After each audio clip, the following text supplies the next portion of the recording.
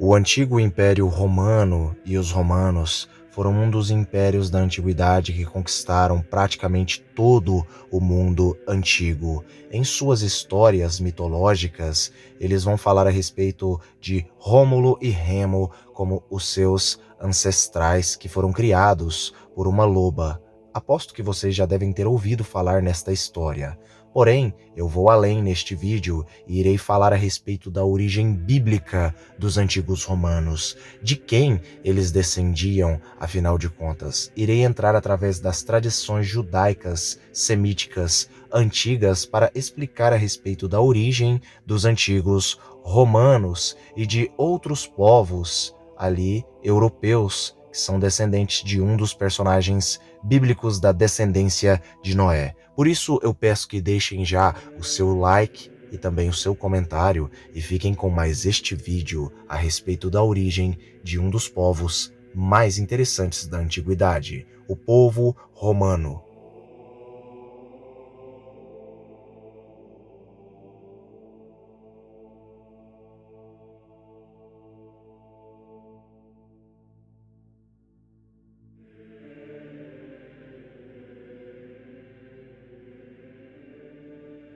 O Império Romano, em latim Imperium Romanum, em grego Basileia Tom Romaion, foi o período pós-republicano da antiga Roma.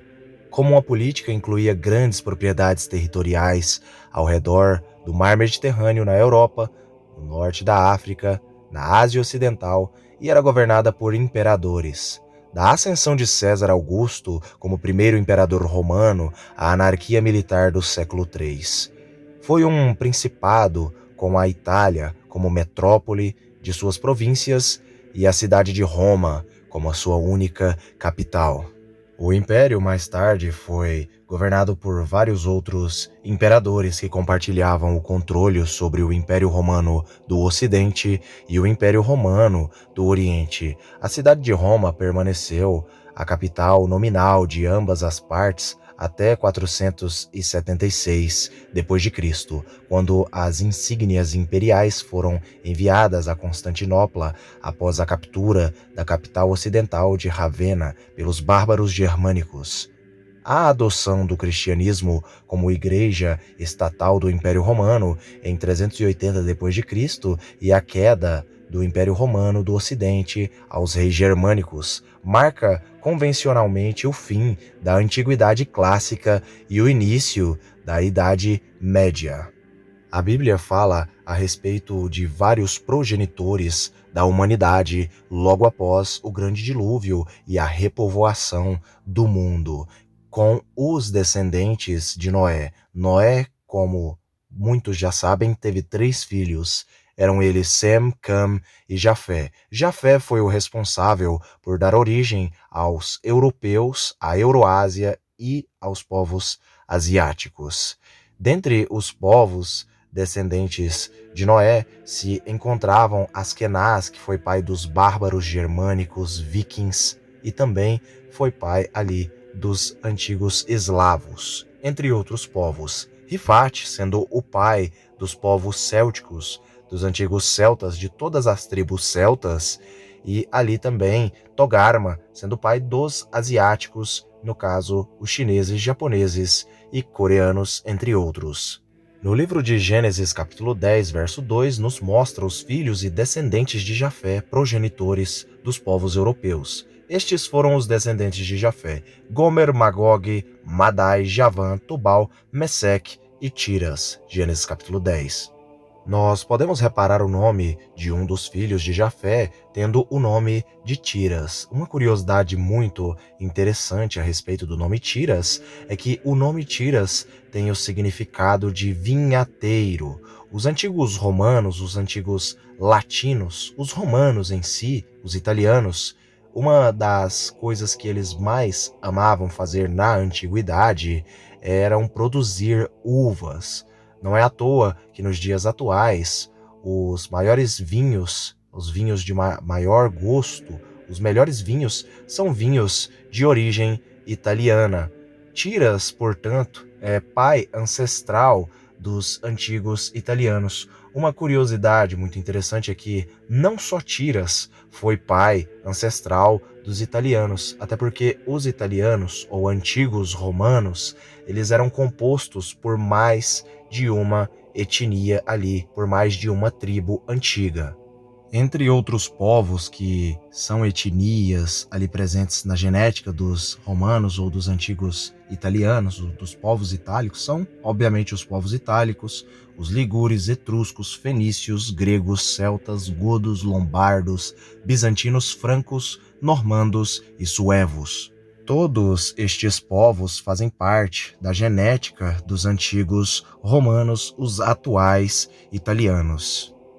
Além dos antigos romanos inicialmente serem descendentes de Tiras, eles se misturaram com alguns outros povos ali jafeitas ou simplesmente europeus, como por exemplo os celtas, como por exemplo os germânicos, e também, obviamente, se misturaram com os povos gregos, com as tribos gregas, que biblicamente são chamadas de Javan. Javan é o pai ancestral de todos os gregos, e os italianos ou romanos também tinham uma genética ali vinda do próprio Javan, que era filho de Jafé. Um fato que talvez poucos saibam a respeito da genética e da origem dos italianos é que os italianos também tiveram ali uma influência genética dos antigos fenícios, assim como gregos, cretenses, entre outros povos ali do Mar Egeu. Eles tiveram ali uma genética, uma mistura genética ali com os fenícios e com os filisteus, entre outros povos aí da descendência de Cam. O próprio alfabeto grego é baseado no alfabeto fenício antigo e, da mesma forma, o alfabeto latino é baseado no alfabeto fenício antigo. Isso demonstra a conexão de fenícios antigos com os romanos e gregos ali iniciais.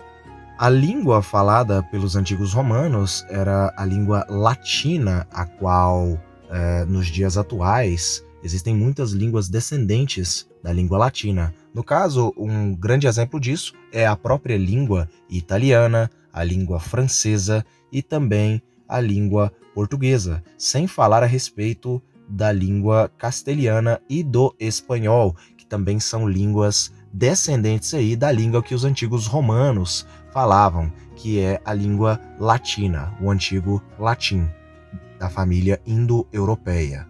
Num ponto de vista étnico agora, a respeito de como era a aparência dos antigos romanos, os antigos romanos, em maioria, eles tinham cabelos escuros, um tom de pele branco, obviamente por serem descendentes de Jafé e serem europeus, eles eram brancos. Não brancos como os germânicos ou como os eslavos ou com outros povos nórdicos, mas eles tinham um tom de pele branco, cabelos escuros e olhos castanhos. Também haviam aqueles que tinham o cabelo castanho e olhos azuis, e também haviam muitos ruivos aí, como o imperador Nero, que era ruivo.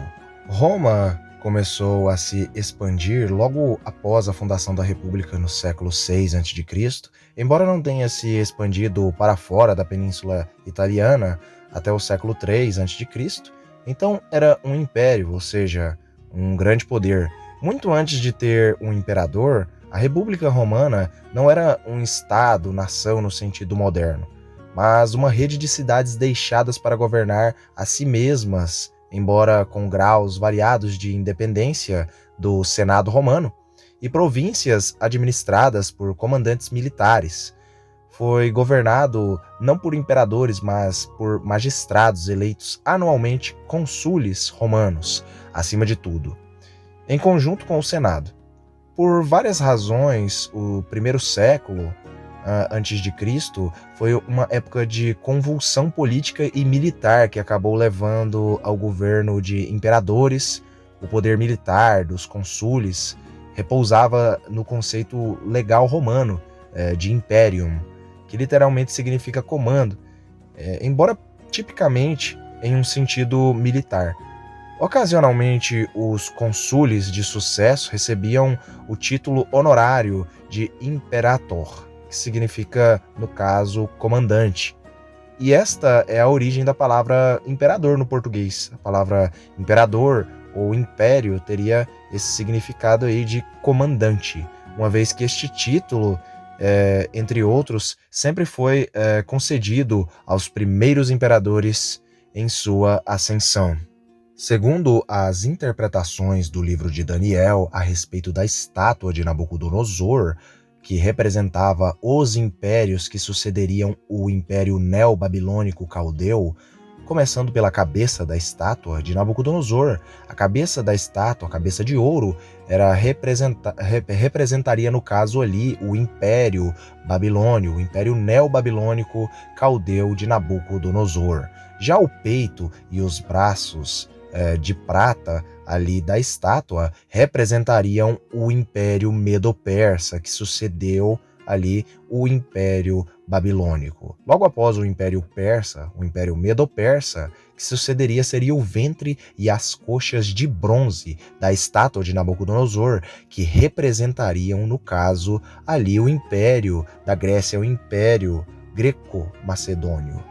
Logo após o Império Greco-Macedônio, no caso, viria as pernas de ferro da estátua de Nabucodonosor, que no caso representariam o Império Romano. E sim, o Império Romano ele foi profetizado no livro de Daniel. Apenas intérpretes das Escrituras, que conhecem genealogias, que sabem nomes, termos em hebraico, em aramaico e também conhecem ali os códigos bíblicos, eles vão poder interpretar esse tipo de coisa. Por isso é muito importante buscar informações, buscar o conhecimento, a sabedoria e o discernimento.